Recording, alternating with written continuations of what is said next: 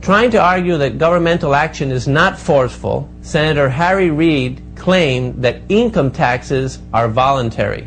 If the government is in the business of forcefully taking money from some people in order to provide welfare benefits to others, how will the people whose money is being taken feel about the government? Well, I don't accept your phraseology. I don't think we force people. Taxation is not forceful? Well, no. It's voluntary? In fact, quite to the contrary. Our system of government is a voluntary tax system. Oh, if you don't want to pay your taxes, you don't have to? Oh, of course you have to pay your taxes. But well, the government will force you to pay, or they'll fine you or imprison you. We have a voluntary system.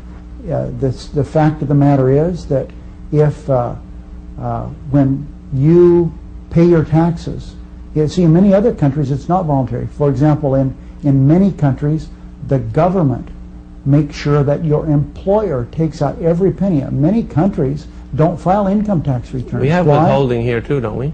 Pardon me? Withholding? With some programs, yes. But I'm talking about in some countries, European countries as an example, you don't file an income tax return. There is no need to, because your employer takes all the money out. That's the difference between a voluntary and an involuntary system. You can't cheat and not pay your taxes. Right. But I don't accept your phraseology that you forcibly take money from somebody else and give it to that's the way it is on any program. Can the taxpayer... highway program is the same. We take money, we forcibly take money in your phraseology from people and build highways with it. Put people in the army.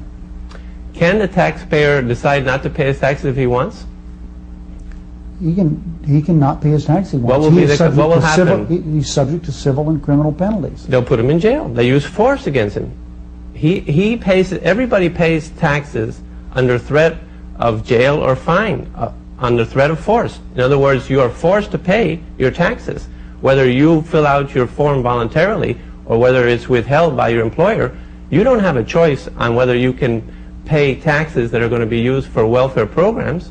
You can't make that choice. Well, but the reason our system is called a voluntary tax system, and I recognize, that ultimately you can't cheat in your taxes, but we have many provisions in the law they don't have in most countries. We have deductibility for home, interest on mortgage payment. They don't have that in most countries. We have deductibility for certain excessive expenses as it relates to health, doctors, hospitals. We have all kinds of tax, some people call them loopholes, but others would call them incentives for people to do business. And that's why you're not forced to pay certain tax. There are ways, if you decide to buy a home. You can decide not to pay taxes in the United States?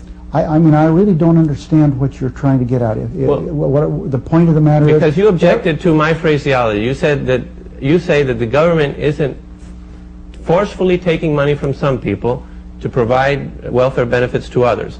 And in fact, that's what it's doing, because all taxation is forceful. It's backed up by physical force. If you don't pay your taxes, the government will intervene with you forcefully. So you don't have a choice. It's not voluntary. You can't decide not to pay and not suffer a consequence. If you don't pay, you'll go to jail. Well, so you're forced to pay. You don't go to jail. Some people go to jail. There are all kinds of civil penalties. If you don't pay your taxes, you pay interest and you pay penalties. The fact of the matter is, our system is a voluntary system.